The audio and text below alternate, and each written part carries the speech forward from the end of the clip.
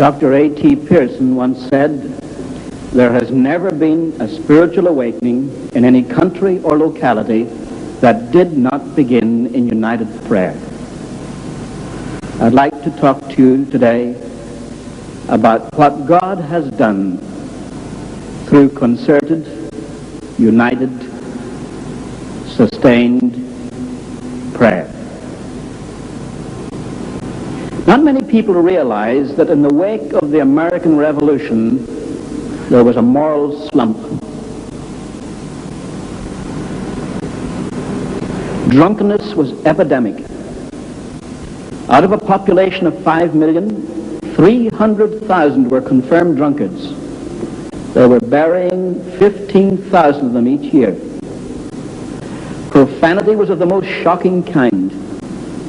For the first time in the history of the American settlement, women were afraid to go out at night for fear of assault. Bank robberies were a daily occurrence. What about the churches? The Presbyterians met in General Assembly to deplore the ungodliness of the country. The Congregationalists were strongest in New England. Take a typical church. The Reverend Samuel Shepherd of Lenox, Massachusetts, said in 16 years he had not taken in one young person into fellowship. The Lutherans were so languishing, they discussed uniting with the Episcopalians, who were even worse off. The Protestant Episcopal Bishop of New York, Bishop Samuel Provost, quit functioning. He had confirmed no one for so long, he decided he was out of work, so he took up other employment. The Chief Justice of the United States, John Marshall, wrote to the Bishop of Virginia, Bishop Madison, and he said, "The church is too far gone ever to be redeemed." Voltaire said, "Christianity will be forgotten in 30 years' time," and Tom Paine preached this cheerfully all over America. In case you think it was the hysteria of the moment, Kenneth Scott Latourette, the great church historian, said, "It seemed as if Christianity were about to be ushered out of the affairs of men. The churches had their backs to the wall. It seemed as if they were about to be wiped out." How did God change that situation? It came through the concert of prayer. I must go back a little. There was a Scottish Presbyterian minister in Edinburgh. He wrote a memorial, he called it, pleading with the people of Scotland and elsewhere to unite in prayer for a revival of religion. He sent a copy of his little book to Jonathan Edwards in New England. That great theologian was so moved, he wrote a response which got longer than a letter, and finally he published it as a book. If my memory serves me right, the title of the book was as follows: "A humble attempt to promote explicit agreement and visible union of all God's people in extraordinary prayer for the revival of religion and the advancement of Christ's kingdom." That was the title of the book, not the book itself. Nowadays, titles are often unrelated to the contents. If you study weather, you're interested in meteorology, you don't read Gone with the Wind. It has nothing to do with weather. But in those days, a title was more like a synopsis of what was in the book. But don't miss the message of the title. A humble attempt, that was New England modesty, to promote explicit agreement and visible union of all God's people in extraordinary prayer for the revival of religion and the extension of Christ's kingdom. That's what's missing so much from all our great evangelistic efforts. We must have explicit agreement and visible union of God's people in extraordinary prayer. Now, this movement began in England through William Carey and Andrew Fuller and John Sutcliffe and others. They started what the British called the Union of Prayer. And the year after John Wesley died, the Second Great Awakening began and swept Great Britain. There isn't time to give you the details of that. But in New England, there was a man of prayer named Isaac Backus, a Baptist pastor. And in 1794, when conditions were at their worst, he sent out a plea for prayer. Take the colleges at that time. They took a poll at Harvard and they discovered not one believer in the whole student body. They took a poll at Princeton, a much more evangelical place.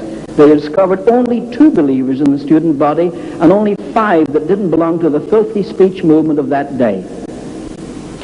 Students rioted. They had a mock communion at Williams College. They had anti-Christian plays at Dartmouth. They burned down Nassau Hall at Princeton. They forced the resignation of the president of Harvard. They took a Bible out of a Presbyterian church in New Jersey and burned it in a public bonfire. Christians were so few on campus, they met in secret like a communist cell and kept their minutes in code so that no one would know what they were doing to persecute them. Isaac Backus addressed his plea for prayer to ministers of every Christian denomination in the United States. The churches knew their backs were to the wall. The Presbyterian synods of New York and New Jersey and Pennsylvania adopted it for all their churches. Bishop Francis Asbury adopted it for all the Methodists. The Baptist associations and the Congregational, the Reformed and the Moravians all adopted it until America, like Britain, was interlaced with a network of prayer meetings. They set aside the first Monday of each month to pray. It wasn't long before the revival came.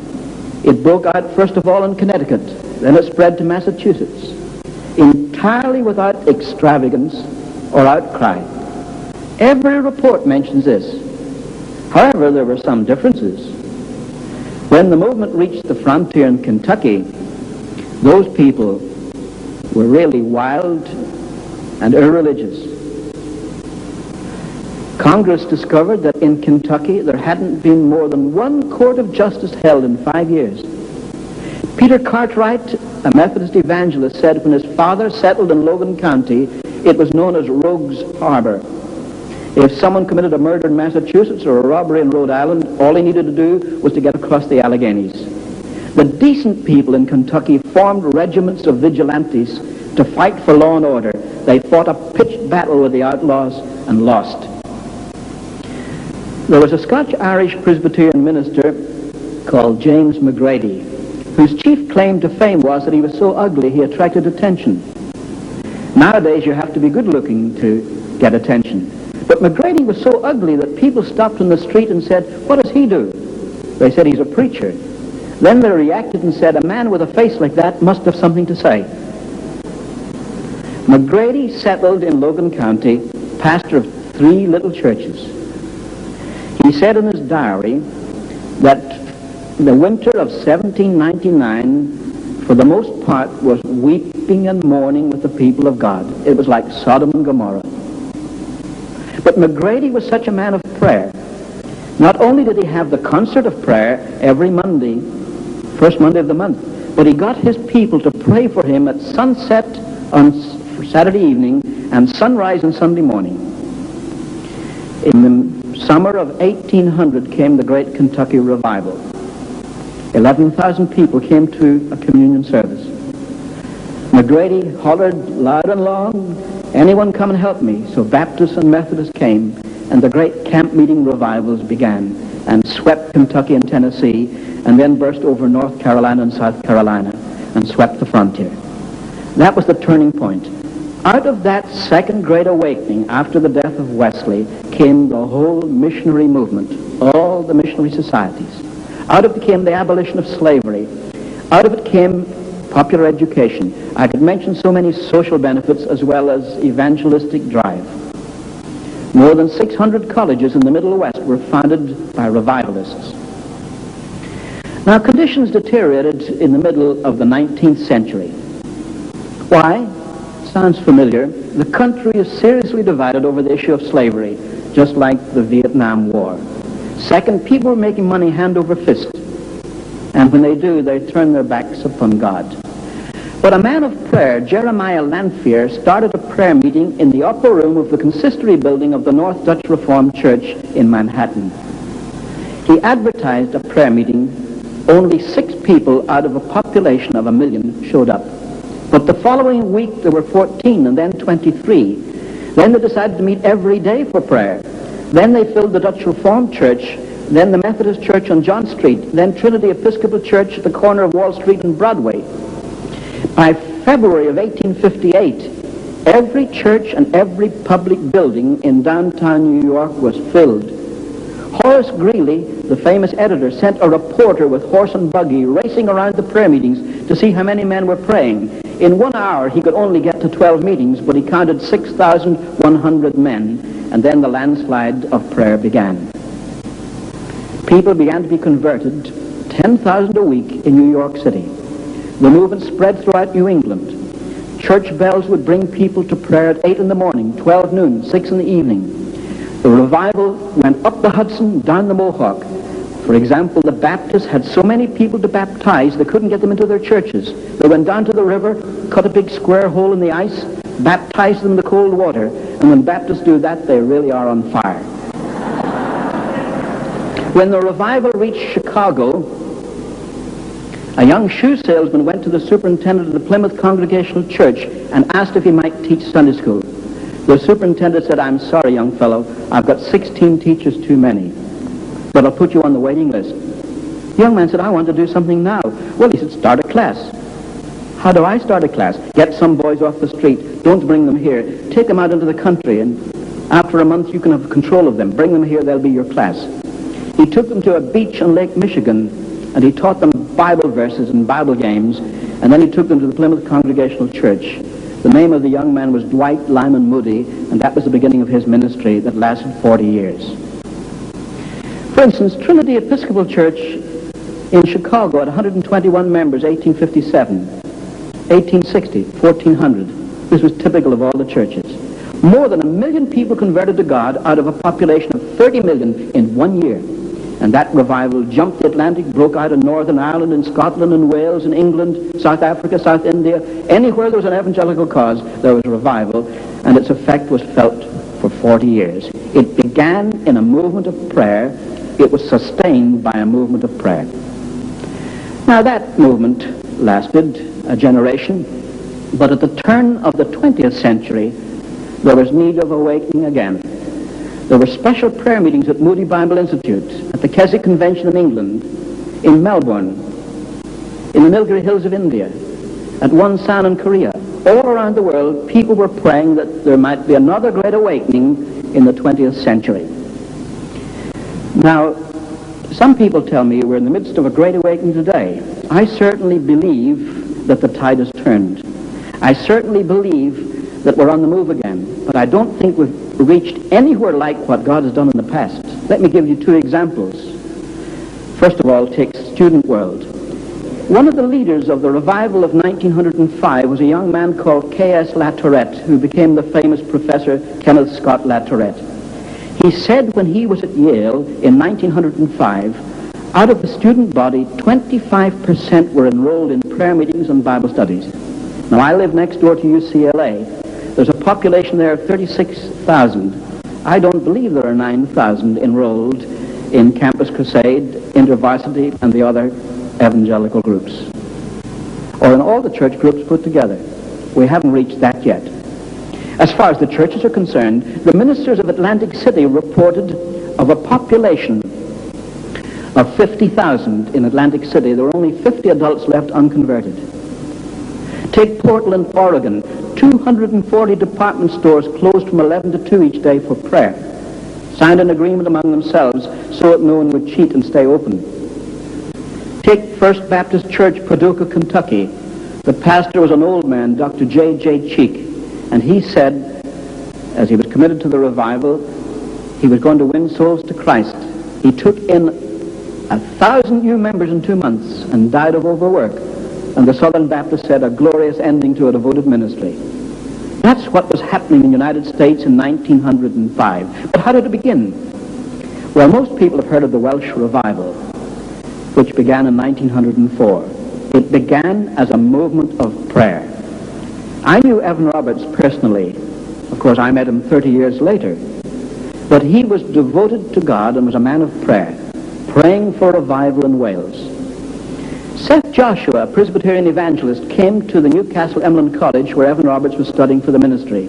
Evan Roberts was 26. He had been a coal miner. The students were so moved that they asked if they could go to his next campaign, so they canceled classes and went to Blaenau.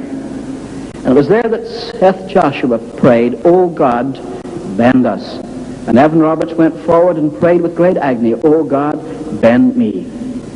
He couldn't concentrate on his studies. He went to Principal Phillips, the principal of his college, and said, "I hear a voice that tells me I must go home and speak to our young people in my own home church."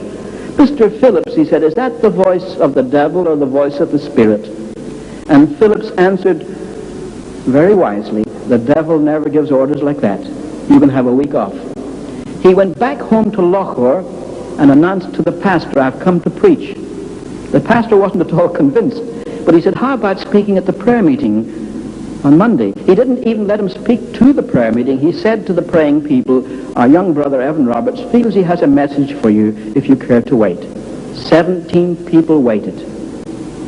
Evan Roberts said to them, "I have a message for you from God. You must confess any known sin to God and put any wrong done to man right. Second, you must put away any doubtful habit out of your life. Third, you must obey the Spirit promptly. Finally," he said, "you must confess your faith in Christ publicly." And by 10 o'clock, all 17 had responded. The pastor was so pleased, he said, "How about speaking for us at the mission service tomorrow night, midweek service Wednesday night?" He preached all week. They asked him to stay for another week, and then the break came. You say, "What do you mean the break?" I've read the Welsh newspapers of the period. In them were little snippets of ecclesiastical news. The Reverend Peter Jones has just been appointed chaplain to the Bishop of St. David's. Very interesting, but not earth-shaking. And then it said Mowbray Street Methodist Church had a very interesting rummage sale.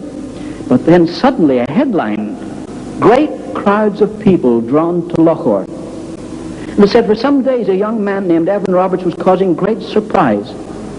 The main road between Llanelli and Swansea, on which the church was situated, was packed from wall to wall, people trying to get into the church. And people were closing shops and stores early to get a place in the church. Now the news was out. They sent a reporter down, and he described what he saw. He said it was a strange meeting. It closed at 4:25 in the morning, and then the people didn't seem to be willing to go home. He said people were still standing outside the church talking about what had happened. And then a very British summary. He said, "I felt this was no ordinary gathering." The news was out. Next day, every grocery store in that industrial valley was packed out, people buying groceries, people who had come to the meetings. On Sunday, every church filled. And it went like a tidal wave over Wales. I could tell you so much about it. There were 100,000 people converted in that movement. 5 years later, a man called J.V. Morgan wrote a book to debunk the revival. His main criticism was that of the 100,000 that joined the churches in the 5 months of the excitement of the revival, after 5 years, only 80,000 still stood. Only 80,000. But the social impact was astounding. For example, judges were presented with white gloves, not a case to try. No rapes, no robberies, no murders, no burglaries, no embezzlements, nothing. The district councils had emergency meetings to discuss what to do with the police now that they were unemployed. In fact, they sent for a sergeant of the police and said, "What do you do with your time?" He said, "Well, before the revival, we had two main jobs. One was to prevent crime, the other to control crowds, as at football games. But since the revival started, there's practically no crime, so we just go with the crowds." A councillor said, "What does that mean?" Well, he said, "You know where the crowds are. They're packing the churches. But how does that affect the police?" Well, he said, "We have 17 police in our station, but we have 3 quartets, and if any church wants a quartet, they simply call the police station." That revival swept Wales. Drunkenness was cut in half. There was a wave of bankruptcies, but nearly all taverns. There was even a slowdown in the mines. You say, how could a religious revival cause a strike? It didn't cause a strike, just a slowdown. So many Welsh coal miners were converted and stopped using bad language that the horses that dragged the trucks in the mines couldn't understand what was being said to them. and transportation slowed down for a while until they learned the language of Canaan. When I first heard that story, I thought it was a tall tale, but I can document it, even from Westminster Abbey. That revival, for instance, affected moral standards also. I discovered, through the figures given to me by the British government experts, that in Radnorshire and Merionethshire, the illegitimate birth rate dropped 44% within a year of the beginning of the revival. So great was the impact of that movement. That revival swept Great Britain. It broke out in Norway. It so moved Norway that the Norwegian Parliament passed special legislation to permit laymen to conduct Holy Communion because the clergy couldn't keep up with the number of converts who wanted to take Holy Communion. It swept Sweden and Denmark and Germany, Canada from coast to coast, all of the United States, Australia, New Zealand, South Africa, East Africa, Central Africa, West Africa, North Africa, Brazil, Mexico, Chile. I could talk, well, in fact, I teach a course on this. Here's the interesting thing. Until 1973, no one ever knew about the extent of that revival until I published my book, The Flaming Tongue. And it began through a movement of prayer. It began with prayer meetings all over the United States. And soon there came the great time of harvest. So what's the lesson we can learn? It's a very simple one. It's that familiar text.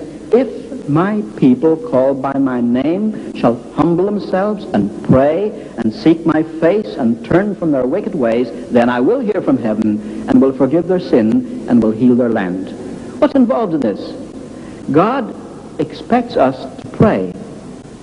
But we must not forget what Jonathan Edwards said when he said to promote explicit agreement and visible union of all God's people in extraordinary prayer.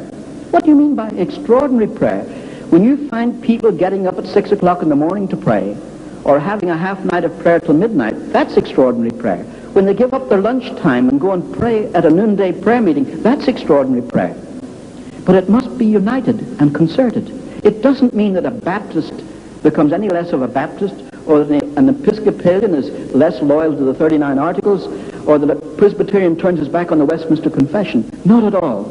But they recognize each other as brothers and sisters in Christ, and they're prepared to pray together in concerted prayer that God may hear and answer.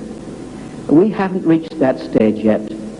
This National Conference on Prayer is unprecedented in some ways. It's a sign of the direction in which we're moving. It's what I call extraordinary prayer.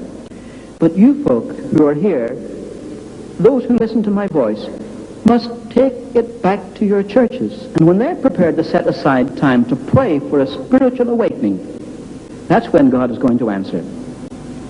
Now some people say that means then it's up to us. Oh no, we can't say that either. Matthew Henry said, when God intends great mercy for his people, he, first of all, sets them a-praying. Even God is sovereign in this matter. But we must respond. He has chosen never to work without our cooperation.